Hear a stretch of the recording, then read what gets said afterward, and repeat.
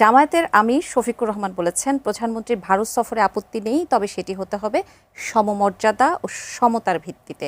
সরকারের পক্ষ থেকেও কন্ডিউসিভ এনভায়রনমেন্টের কথা বলা হচ্ছে, অনুকূল পরিবেশের কথা বলা হচ্ছে। জামায়াতের এই বক্তব্য কি ভারতের ব্যাপারে সরকারের উপর এক ধরনের মনস্তাত্ত্বিক বা রাজনৈতিক কোনো চাপ আপনি মনে করছেন কিনা? ভারতের ব্যাপারে কিন্তু আমাদের সরকারের বিজনেস টু বিজনেস রিলেশন এখনো আছে, বি রিলেশন কিন্তু এখনো আছে। আমরা কিন্তু বিজনেস করে যাচ্ছি ভারতের সাথে। এক কথা বলতে গেলে ভারতের সাথে আমাদের বাণিজ্য ঘাটতি কিন্তু প্রায় 7.5 বিলিয়নের মতো, 9.6 বিলিয়নের মতো অ্যারাউন্ড বিজনেস হয়। আমরা ইম্পোর্ট করি 1 আমরা এক্সপোর্ট করি, কিন্তু ব্যবসা কিন্তু এখনো আছে। তো রিলেশনের ক্ষেত্রে আমাদের রিলেশন থাকবে ব্যবসায়িক রিলেশন। আমাদের মাননীয় প্রধানমন্ত্রী, সাবেক প্রধানমন্ত্রী খালেদা জিয়া বলছিলেন একটা কথা, যে বিদেশে আমাদের কোনো প্রভু নেই, আমাদের বন্ধু আছে কিন্তু প্রভু নেই। ভারত যে জিনিসটা চায় সব সময়, যে সে প্রভুর আচরণ করতে চায়, বিশ্বের আর কোনো রাষ্ট্র কিন্তু সেটা করে না।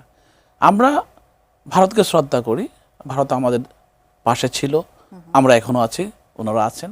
তো ভারতকে বুঝতে হবে যে সবসময় কিন্তু একটা সন্তান কিন্তু সবসময় একরকম থাকে না, সে কিন্তু ম্যাচিউর হয়।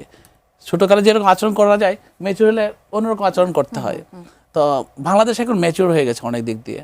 তো সেই জন্যই বাংলাদেশের সাথে তাদের সেরকম রিলেশন ডেভেলপমেন্ট করতে হবে। সেই জন্য হয়তো বলা হচ্ছে যে আমাদের রিলেশনটা কোন পর্যায়ে থাকবে।